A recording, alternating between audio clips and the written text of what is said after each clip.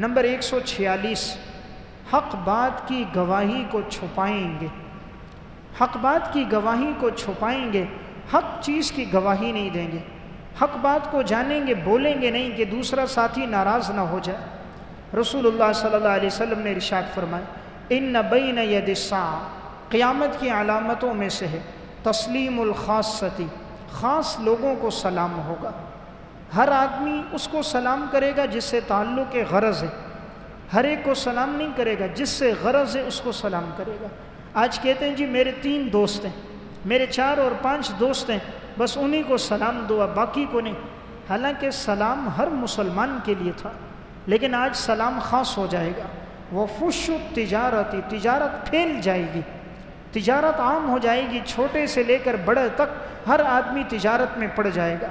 وشہادت الزور، جھوٹی گواہی پھیل جائے گی۔ وکتمان و شہادت الحق، حق بات کا چھپانا عام ہو جائے گا۔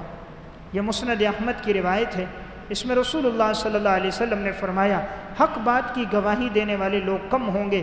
لوگ اس لیے نہیں دیں گے کہ فلاں مجھ سے ناراض نہ ہو جائے، حق بات کہوں گا، قبیلے کا سردار، علاقے کا بڑا، فلاں دولت مند انسان ناراض نہ ہو، حق بات کو لوگ چھپائیں گے۔